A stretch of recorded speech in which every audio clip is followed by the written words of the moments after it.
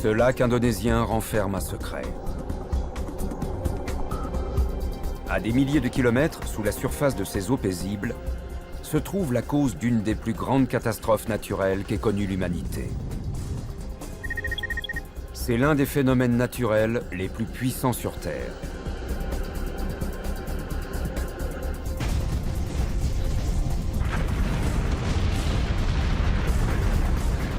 Les dégâts qu'il a provoqués sont inimaginables. Il a déclenché un véritable enfer.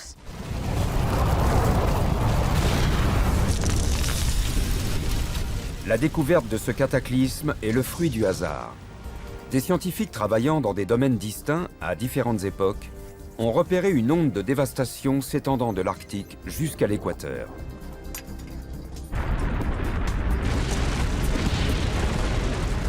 Cet événement aurait tué des millions d'êtres humains. Il serait même à l'origine d'une période glaciaire. C'est comme si le thermostat climatique était brutalement passé de la position chaud à la position froid. Le plus effrayant, c'est que ce phénomène pourrait se reproduire.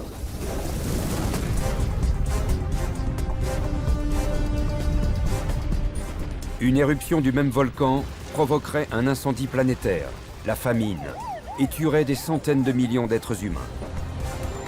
Il y a 75 000 ans, cette éruption a bouleversé la Terre.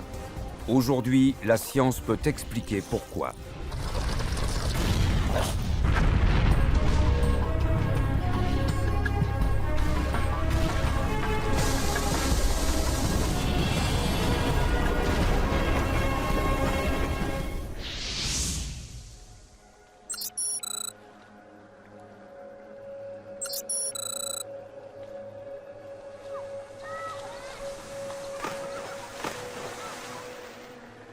Les riverains du lac ignorent que leur région idyllique pourrait anéantir la vie sur Terre. Le lac Toba se trouve dans le nord de l'île de Sumatra, en Indonésie. C'est une des plus grandes configurations géologiques de l'hémisphère sud. Elle se distingue clairement depuis l'espace. Le lac Toba recèle toutefois un danger qui nous guette à notre insu depuis des millénaires. Il a été élucidé grâce à la conjonction fortuite de plusieurs observations scientifiques menées dans des domaines très différents. La première équipe a prospecté une région située à l'opposé de ce paradis tropical.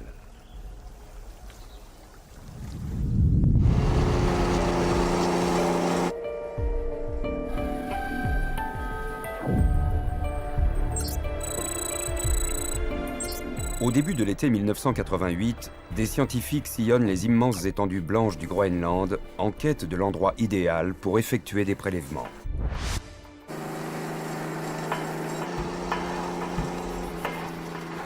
Ils sont venus étudier l'atmosphère et son évolution dans le temps.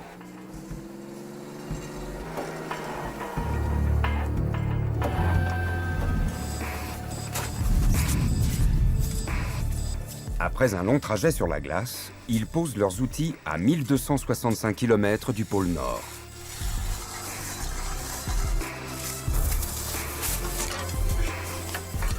À ces latitudes septentrionales, la glace est vierge. Elle archive 200 000 ans de l'histoire de l'atmosphère.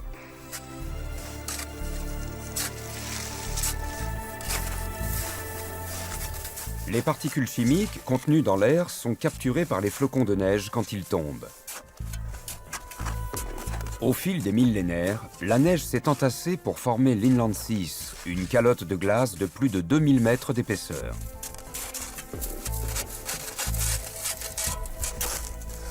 Les chercheurs creusent d'abord la glace pour parvenir aux couches formées par la neige tombée il y a des milliers d'années.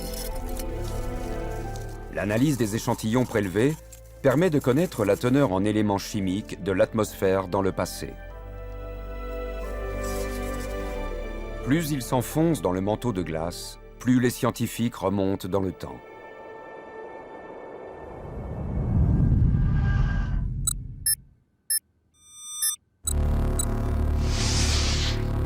Le climatologue Grigori Zilinski contribuent à révéler les secrets des couches de glace.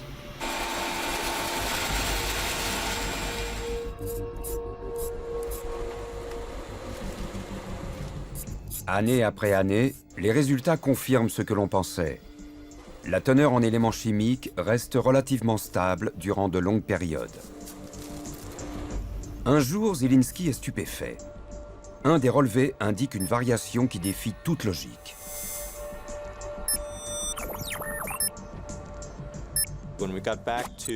En analysant des échantillons remontant à 75 000 ans, les informations recueillies laissaient présager un phénomène extraordinaire. Zielinski et ses collaborateurs recherchent des fluctuations chimiques infimes. Or, la teneur d'un des composants monte soudain en flèche, celle du sulfate. Il y a 75 000 ans, l'atmosphère devait être noyée par des quantités colossales de dioxyde de soufre.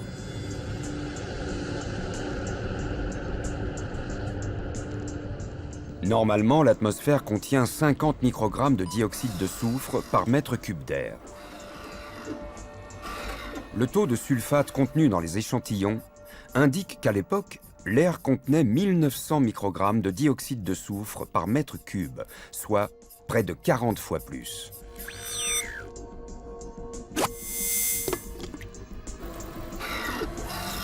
Une telle teneur en dioxyde de soufre a dû déclencher une réaction chimique qui a étouffé la vie sur Terre avec un composé chimique redoutable. Le H2SO4, mieux connu sous le nom d'acide sulfurique. L'acide sulfurique est si corrosif qu'il peut ronger le métal. Quand l'atmosphère en est saturée, toute la vie sur Terre peut être anéantie. La quantité d'acide sulfurique absorbée par l'atmosphère était de l'ordre de 2 à 4 000 mégatonnes. C'est énorme.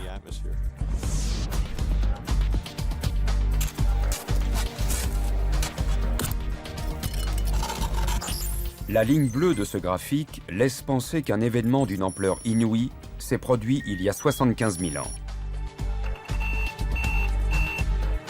L'atmosphère était saturée de milliards de tonnes d'acide sulfurique.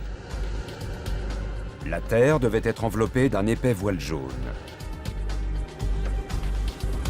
Mais d'où venait le dioxyde de soufre qui l'avait produit?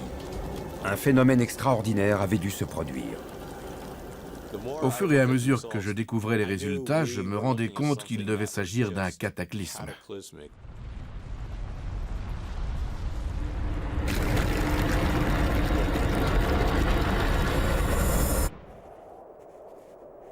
Zielinski et ses collègues sont certains qu'un phénomène a eu lieu sur Terre il y a 75 000 ans.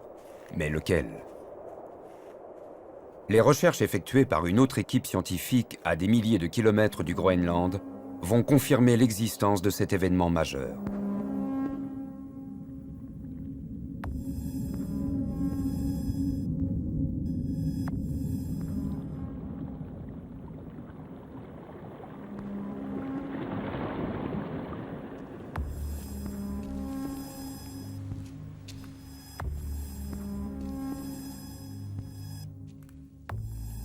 Mike Rampino est un des plus grands géologues au monde. Il a toujours été passionné par la vie marine. Il est capable de retracer l'histoire du climat de notre planète à partir de créatures marines microscopiques appelées foraminifères. Au cours de leur vie, ces protozoaires minuscules absorbent l'oxygène contenu dans l'eau de mer. Or, la composition de leur enveloppe calcaire change quand la température de l'eau et la teneur en oxygène varient. En analysant l'oxygène contenu dans le test des foraminifères, les spécialistes peuvent retracer les modifications du climat à travers le temps. Ces animaux permettent à Mike Rampino de calculer avec une précision étonnante l'évolution de la température des océans au fil des millénaires.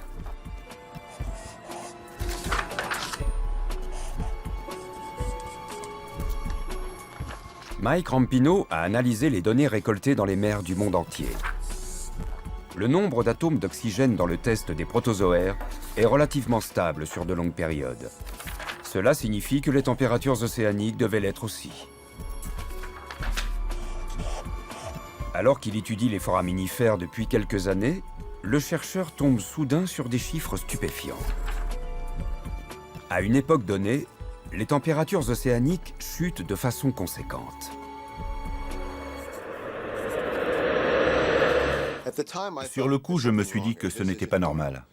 En général, le climat ne change pas aussi brutalement. C'est un processus assez lent et stable dans sa progression. Les échantillons marins de Rampino révèlent une baisse de 5 degrés Celsius en quelques millénaires, ce qui équivaut à une période infime pour les températures marines. Normalement, les océans mettent des centaines de milliers d'années pour subir une chute de température aussi importante. L'étude des échantillons du fond marin a révélé une baisse de température de 5 à 6 degrés Celsius, ce qui équivaut à 10 degrés Fahrenheit. Et cette baisse ne s'est pas produite sur 100 000 ans, ni même sur 10 000, mais sur quelques milliers d'années seulement. D'un point de vue climatique, c'est stupéfiant. C'est extrêmement rapide. C'est même catastrophique. Pour Mike Rampino, un refroidissement aussi soudain a seulement pu être provoqué par une période glaciaire, un phénomène capable d'anéantir la vie sur Terre. C'est comme si le thermostat climatique était brutalement passé de la position chaud à la position froid.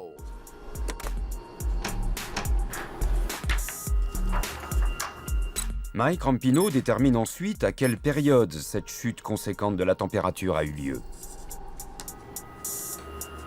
Réponse, 75 000 ans, c'est-à-dire la période à laquelle l'atmosphère était saturée d'acide sulfurique. Deux scientifiques, ignorant les recherches menées par l'autre équipe à plusieurs milliers de kilomètres de distance, tombent chacun sur une anomalie différente s'étant produite à la même époque. C'est une découverte capitale. J'avais conclu à un refroidissement qui s'était passé il y a 75 000 ans. Plus tard, j'ai appris que Greg avait découvert dans les carottes de glace une augmentation d'un composé chimique datant de la même période. On était tous deux confrontés à la même énigme.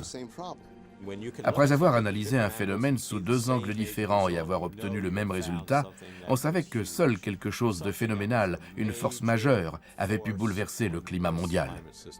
L'augmentation du dioxyde de soufre dans l'atmosphère et la baisse des températures sur Terre peuvent être provoquées par la chute d'une météorite. Toutefois, après avoir comparé les résultats de leurs recherches, les deux scientifiques estiment qu'il ne peut y avoir qu'un seul coupable.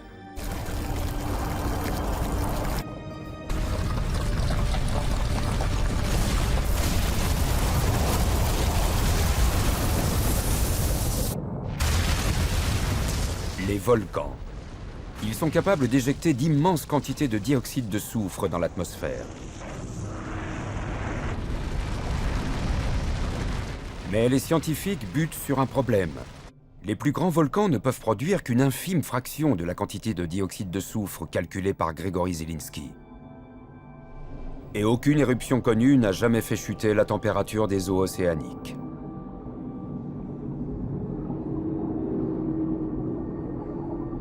Les chercheurs se mettent alors en quête d'un volcan exceptionnel, un volcan des centaines de fois plus explosif et sulfureux que les plus grands volcans connus.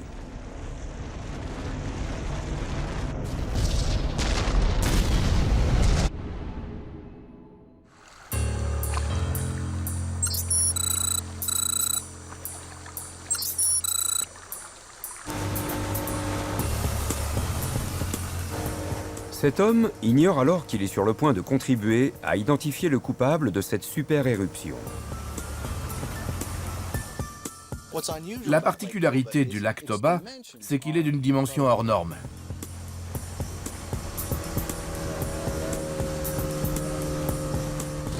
Il fait 100 km de longueur de cette rive à l'autre rive là-bas, et 30 km de largeur depuis la rive derrière nous jusqu'à l'autre côté. Autre particularité, son incroyable profondeur. Craig Chesner a passé des décennies à élucider les mystères qui se cachent dans les profondeurs et les alentours du lac. Ce que nous faisons aujourd'hui à l'aide de cet échosondeur, c'est dresser le relief du fond du lac. La connaissance du relief permettra de mieux retracer l'histoire du lac Toba.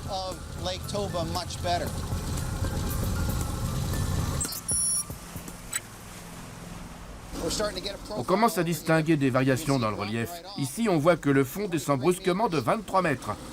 Comme une falaise, la pente descend pratiquement à pic. Le fond de la plupart des lacs descend en pente douce depuis les rives. Mais le graphique montre que ce n'est pas le cas ici. Déjà 175 mètres de profondeur. C'est incroyable pour un lac. La pente s'enfonce de façon très abrupte depuis la rive.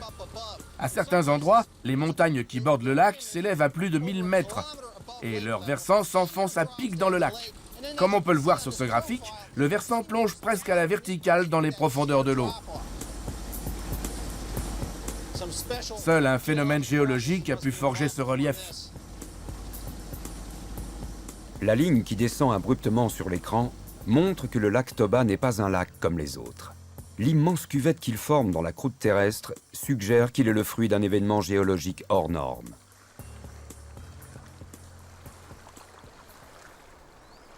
Toutefois, les dimensions du lac et le relief du fond ne sont pas les seuls indices de sa formation.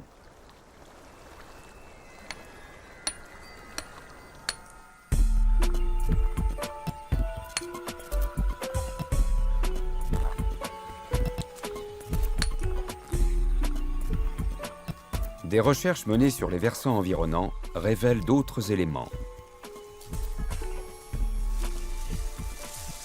Waouh, ça a l'air incroyable. Je vais grimper pour voir ça de plus près. Craig Chesner est intrigué par les immenses dépôts de cendres qu'il découvre à plusieurs centaines de mètres au-dessus du lac.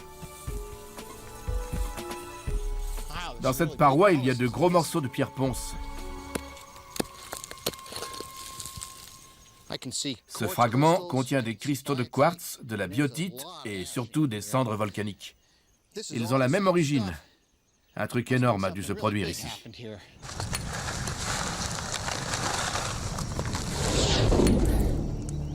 Cette paroi constituée surtout de cendres fait partie d'un tableau bien plus vaste. Les scientifiques ont découvert des échantillons du même type dans un rayon de 3000 km autour du lac Toba. Le problème pour Craig, c'est de déterminer comment une telle quantité de cendres a pu s'amasser dans la région du lac. La réponse à cette question est fournie de l'autre côté du globe.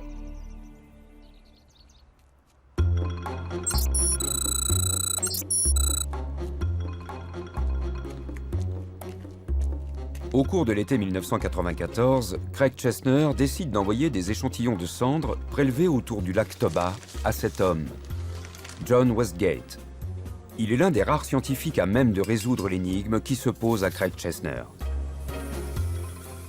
Ce chercheur est capable d'identifier l'origine des échantillons de cendres. Il est considéré comme le plus qualifié dans sa discipline. Les cendres n'ont aucun secret pour lui.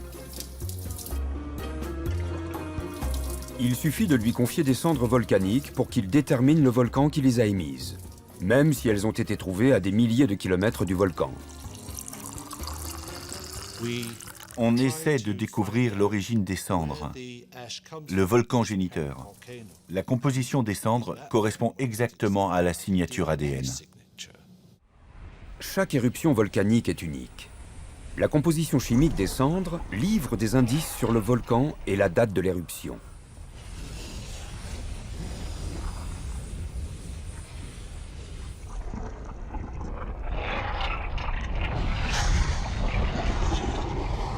Les cendres volcaniques viennent du magma qui bouillonne dans les entrailles des volcans. Lors d'une éruption, quand le magma surgit à très grande vitesse à l'air libre, il explose sous forme de minuscules particules de cendres.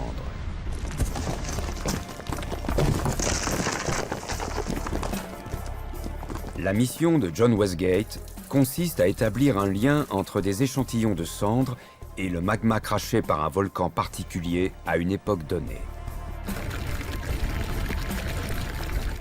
Une fois que John Westgate a identifié un candidat possible, une équipe de spécialistes se rend sur le volcan pour prélever de nouveaux échantillons afin de confirmer la découverte.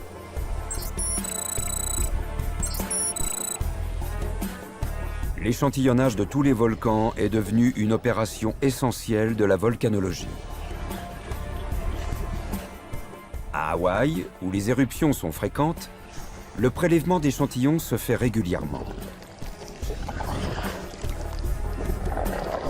Sur le Kilauea, le magma n'explose pas et ne produit donc pas de cendres.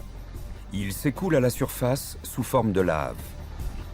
Ces roches en fusion sont continuellement échantillonnées par quelques téméraires qui n'ont pas froid aux yeux.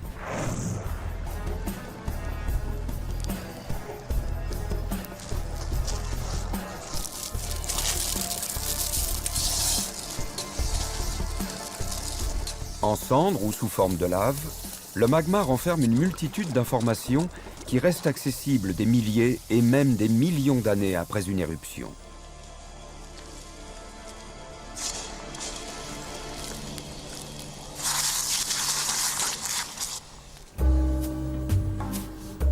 John Westgate a ainsi relié des échantillons de cendres à des volcans du monde entier durant des années.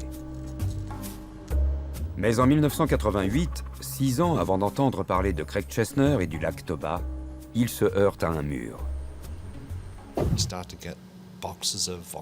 Beaucoup de chercheurs ont commencé à m'envoyer des cartons de cendres volcaniques, récoltés dans des régions très éloignées les unes des autres.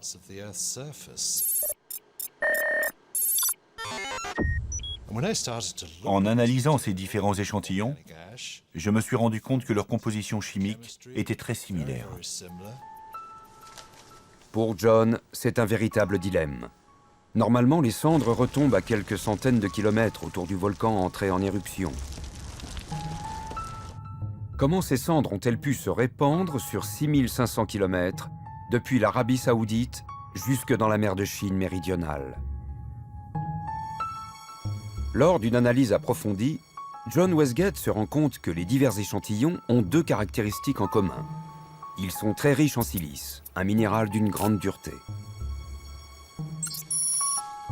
Les cendres contenant un taux élevé de silice proviennent uniquement d'un type de volcan extrêmement explosif, comme le mont St. Helens aux États-Unis. L'autre point commun est déconcertant. John Westgate découvre que ces échantillons provenant d'endroits si éloignés les uns des autres ont le même âge. 75 000 ans. Il n'y a qu'une conclusion possible. Les différents échantillons de cendres volcaniques proviennent d'une même éruption phénoménale.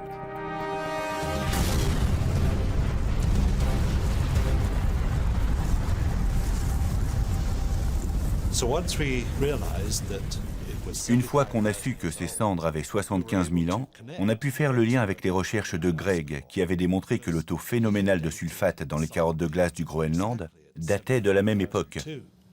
Cette date prend soudain une importance significative. Elle concerne non seulement les recherches de Gregory Zielinski au Groenland, mais aussi le refroidissement catastrophique des océans découverts par Mike Rampino. Les 3 scientifiques savent désormais qu'ils ont mis le doigt sur un cataclysme d'une rare intensité. Il reste désormais à John Westgate à trouver ce fameux volcan. On s'est mis à étudier des volcans dans d'autres régions du monde pour voir si on pouvait trouver un candidat idéal. John lance un appel à tous les volcanologues du monde pour qu'ils lui envoient des échantillons des volcans sur lesquels il travaille. C'est le début de la plus grande traque dans l'histoire de la volcanologie.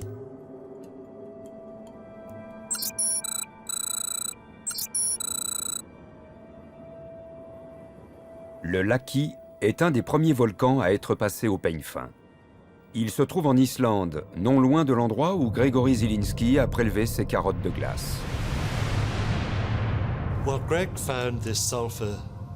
Gregory ayant trouvé des taux élevés de dioxyde de soufre dans les carottes de glace du Groenland, le Laki était un candidat plausible, vu la proximité de l'Islande et du Groenland.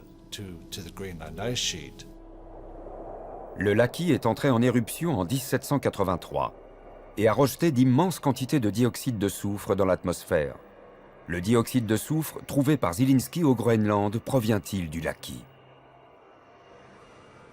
Mary Edmonds a consacré sa carrière à étudier les gaz qui rendent le Laki si destructeur. L'éruption du Laki a été dévastatrice. Elle a provoqué la mort de milliers d'êtres humains. La plupart a succombé à la famine parce que les récoltes ont été anéanties par les immenses quantités de dioxyde de soufre contenues dans l'atmosphère. Toutefois, lorsque John Westgate analyse les échantillons du Laki, il réalise que leur composition chimique ne correspond pas à celle des échantillons du grand cataclysme. Au fur et à mesure de l'enquête, le chercheur se rend compte que les cendres non identifiées sont nettement plus concentrées dans le sud-est asiatique.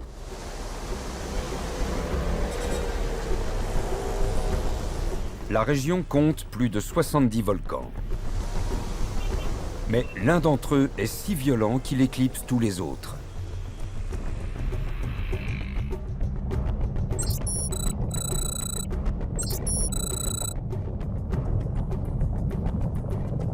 Ce volcan est entré 7 fois en éruption au cours des derniers 9000 ans.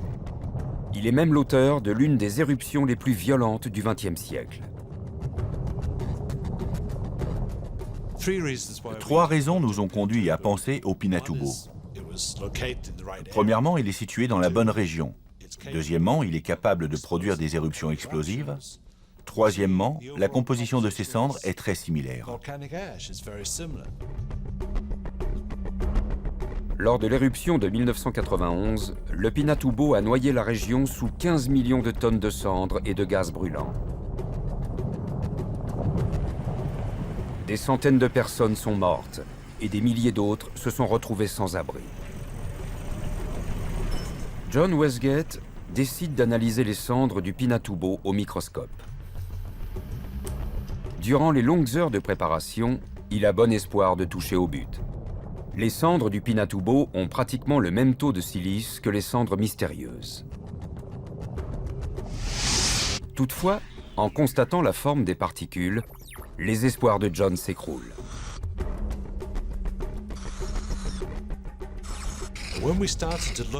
En procédant à l'analyse détaillée des échantillons, en effectuant les comparaisons, on s'est rendu compte qu'il y avait une différence très nette.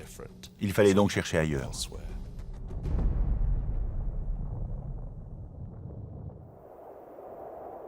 Durant des jours, puis des mois, puis des années, John Westgate rejette l'un après l'autre les possibles candidats. Les volcanologues continuent de lui envoyer des cendres et de la lave, mais en vain. Le mystère reste entier, au point même que John Westgate semble devoir s'avouer vaincu. Au printemps 1994, de nouveaux échantillons de cendres arrivent au laboratoire de John. Ils sont envoyés par Craig Chesner depuis le lac Toba, situé dans le sud-est asiatique, pour résoudre le mystère géologique auquel il est confronté. John Westgate passe les cendres au microscope. Soudain, les morceaux du puzzle se mettent en place. On a analysé les échantillons du lac Toba et ils étaient rigoureusement identiques. Les échantillons du lac Toba correspondent aux cendres mystérieuses de John. Ils contiennent le même taux de silice et ils ont eux aussi 75 000 ans. C'est la première fois en 6 ans que John Westgate parvient à faire le lien entre les cendres d'origine inconnue et des échantillons provenant d'un lieu identifié.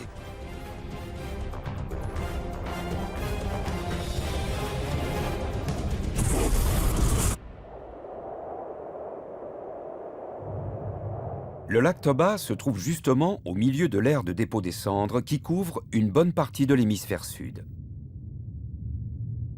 Des cendres qui ont toutes 75 000 ans. Une période où les températures sur Terre ont chuté et où l'atmosphère est égorgée de 4400 mégatonnes d'acide sulfurique. Mais il reste un problème.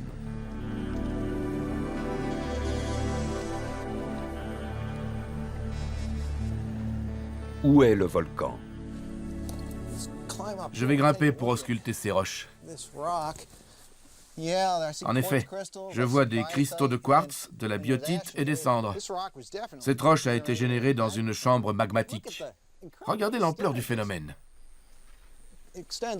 Les roches remontent jusqu'au sommet de la falaise. Ça représente une immense quantité de magma. Ce qui est étrange, c'est qu'il y en a des milliers de fois plus qu'autour des volcans coniques.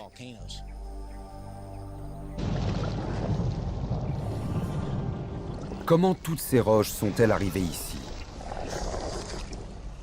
Il n'y a qu'un système géologique susceptible de générer un lac magmatique souterrain qui rejette autant de roches.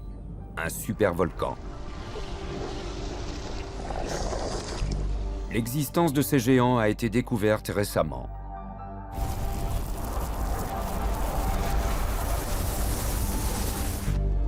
Seuls les volcans éjectant au minimum 1000 km3 de magma en une seule éruption peuvent rentrer dans cette catégorie. Le Mississippi met 2 ans pour déverser la même quantité d'eau dans le golfe du Mexique. Un supervolcan crache ce volume de cendres et de roches en quelques jours seulement. Les éruptions explosives des supervolcans éclipsent les plus grandes éruptions du XXe siècle. Quand on voit les images du mont St. Helens, l'éruption semble terrifiante. La colonne de cendres est gigantesque. On a l'impression que c'est très violent. En réalité, le volcan n'a rejeté qu'1 km3 de magma. C'est infime comparé au rejet d'une éruption d'un supervolcan.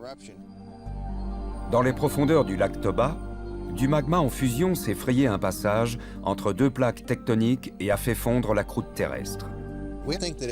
Le magma a dû s'accumuler durant des millions d'années sous le lac Toba avant d'atteindre le point de rupture. Le magma a formé des couches successives. Il a créé une chambre magmatique gigantesque.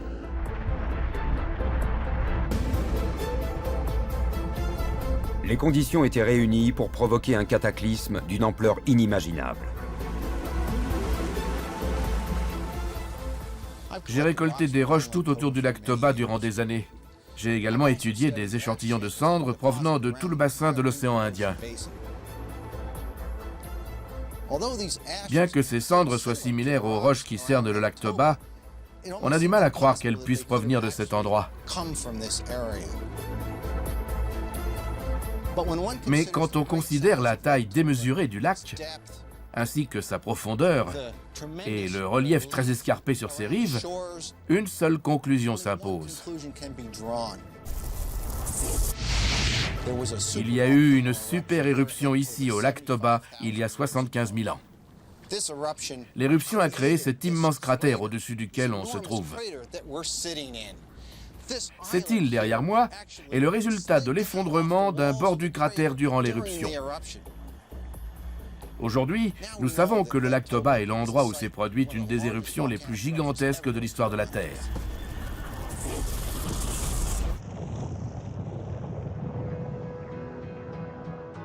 Craig Chesner a enfin réussi à lever le voile sur cette énigme. Mais où est donc passé le supervolcan? Il est sous vos yeux. Le lac Toba est l'immense empreinte laissée par le volcan. Et l'eau du lac est l'accumulation de la pluie tombée au cours des millénaires qui ont suivi. En combinant le fruit de leurs recherches effectuées isolément, ces scientifiques ont permis de résoudre un des plus grands mystères géologiques.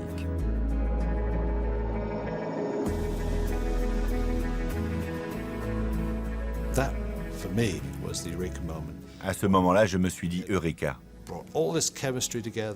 Après toutes les analyses chimiques et le recoupement des données, on est arrivé à la conclusion que le Toba avait fait une éruption massive il y a 75 000 ans.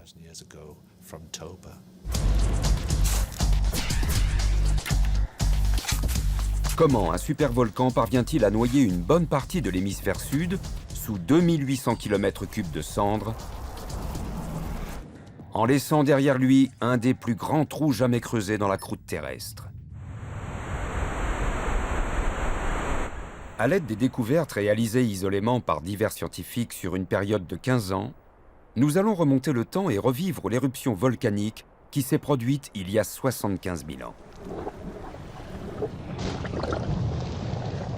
Le magma s'est accumulé en profondeur, ici, au point de faire bomber toute la zone en surface. L'immense lac de magma a continué de grossir sous ce qui est aujourd'hui la jungle de Sumatra, exerçant une formidable pression sur le relief. Des crevasses sont certainement apparues dans le sol.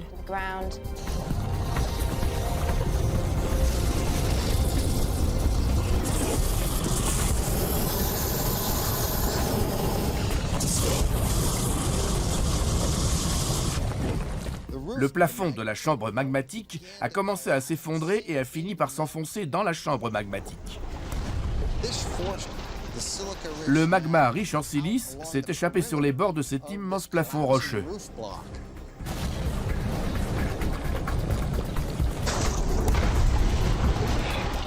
Dès le début de l'éruption, c'est un véritable enfer qui s'est déclenché.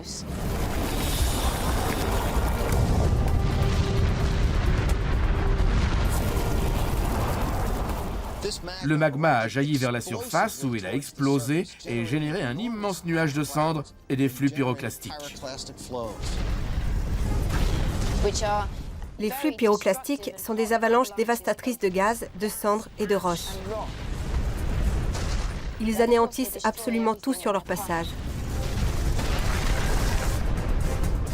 Le volcan a continué son œuvre de destruction durant des jours.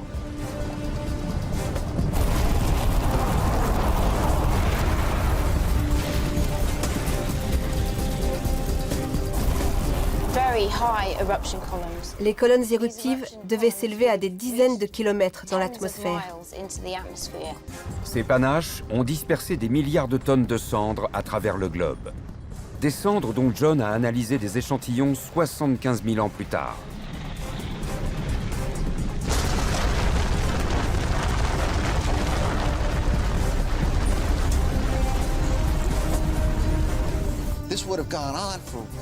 L'éruption a sans doute duré 1 ou 2 semaines. Elle a laissé ce cratère immense de 2 km de profondeur où se sont déversés les dépôts fumants des flux pyroclastiques. Depuis cette époque, cette cuvette s'est remplie d'eau sur 500 mètres de hauteur, ce qui a donné le paysage qu'on découvre aujourd'hui. Maintenant qu'ils ont appréhendé l'ampleur de l'éruption du Toba, les scientifiques entreprennent d'évaluer les conséquences d'une super-éruption sur la vie sur Terre. Le pouvoir dévastateur du Toba réside dans les cendres et le dioxyde de soufre qui composent les colonnes crachées par le volcan. Lorsque le Toba est entré en éruption il y a 75 000 ans, la vie animale était très diversifiée, mais les hommes n'étaient pas très nombreux. La population mondiale s'élevait alors à 60 millions, soit 1/100 de ce qu'elle est aujourd'hui. Les humains et les animaux vivant dans un vaste rayon autour du volcan ont succombé à une mort cruelle. Pour les créatures vivantes qui sont suffisamment proches du volcan, pour une super-éruption, proche signifie à des milliers de kilomètres à la ronde.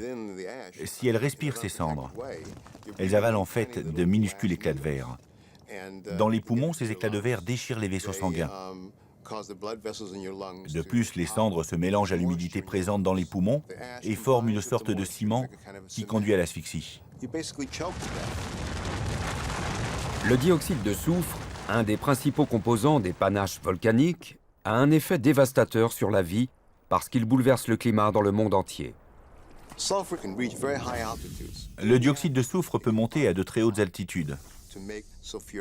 Dans l'atmosphère, il se combine avec l'eau et se transforme en minuscules gouttelettes d'acide sulfurique. Ce sont ces nuages acides qui empêchent les rayons du soleil d'atteindre la surface de la Terre et donc de la réchauffer.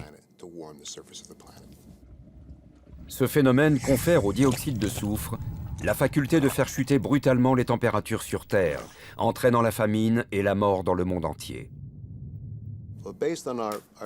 D'après nos connaissances actuelles, l'éruption du Toba a eu un impact majeur en provoquant un refroidissement climatique. Une mini-période glaciaire qui a duré au minimum 1000 ans, peut-être plus. Cette période plus froide a eu une incidence sur la vie dans le monde entier. Elle a eu un impact considérable sur les êtres humains. Tous les scientifiques ne sont pas convaincus par la théorie d'une période glaciaire ayant duré 1000 ans. L'observation des éruptions volcaniques du XXe siècle a montré que les nuages volcaniques se dissipent en l'espace d'une année seulement.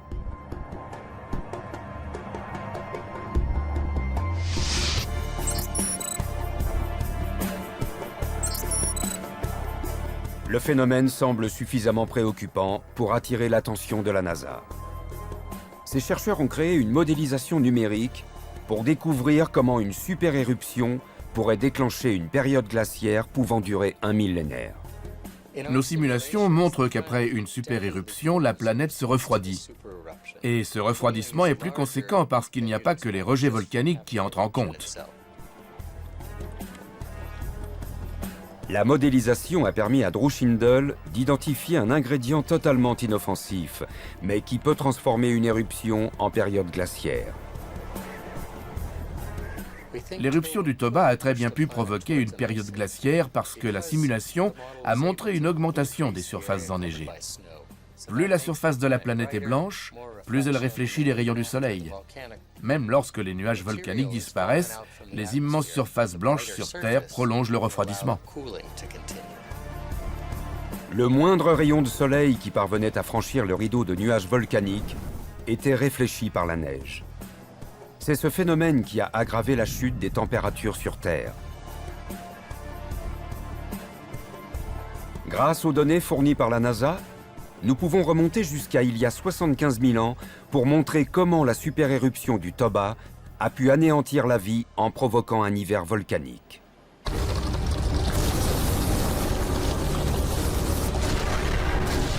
En montant dans l'atmosphère, le dioxyde de soufre se mêle aux molécules d'eau et devient de l'acide sulfurique. Le nuage d'acide en perpétuelle expansion couvre désormais un périmètre de plusieurs milliers de kilomètres autour du supervolcan entré en éruption. Ce nuage d'acide sulfurique et de cendres a le potentiel de tuer une grande partie des plantes, des animaux et des êtres humains sur toute la planète. Le nuage s'étend peu à peu sur de vastes portions du globe et cache le soleil. Il réfléchit les rayons solaires. Pour les créatures sur Terre, il est aveuglant.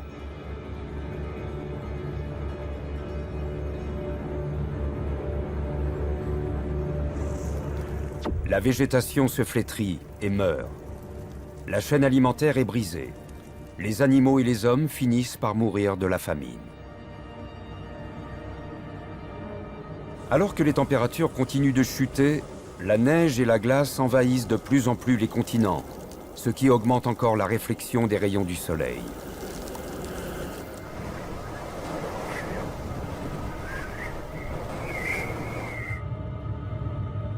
Entraîné dans une spirale, le refroidissement plonge la planète dans une période glaciaire. Les glaciers s'étendent sur les sommets. L'immense manteau blanc qui recouvre la planète réfléchit les rares rayons qui parviennent désormais à percer le nuage d'acide qui se disperse peu à peu. L'acide sulfurique contenu dans l'air transforme d'immenses régions fertiles en terres incultes. La température des océans chute également. De minuscules créatures marines archivent dans leur enveloppe calcaire ce désastre majeur se produisant il y a 75 000 ans.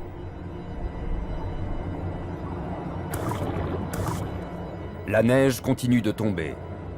Au Groenland, à force de s'entasser, au bout d'un millénaire, cette neige s'est compactée et forme désormais l'Inland 6, la calotte glaciaire de plus de 2 km d'épaisseur qui couvre cette grande île. Quelques flocons revoient le jour lorsqu'ils sont récoltés par Grigory Zielinski et son équipe. Plusieurs systèmes climatiques sont encore détraqués 50 ans après l'éruption cataclysmique du Toba.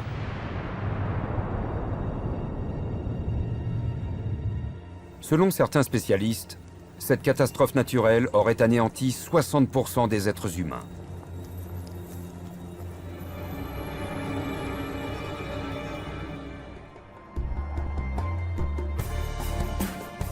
La zone de subduction sous le lac Toba est très active. La chambre magmatique pourrait très bien exploser un jour sous la pression. Comme la planète compte aujourd'hui 100 fois plus d'êtres humains, si le Toba entre à nouveau en éruption, les conséquences seront bien plus dévastatrices. Une super éruption volcanique toucherait tous les aspects de la vie moderne, de la civilisation moderne. Les ressources alimentaires, le climat, l'eau potable. L'eau serait polluée par les cendres, les récoltes chuteraient, le bétail mourrait. Les cendres étoufferaient les machines, elles obstrueraient les filtres des moteurs et on ne pourrait plus rouler. Elles encrasseraient les moteurs des avions, le trafic aérien mondial serait paralysé.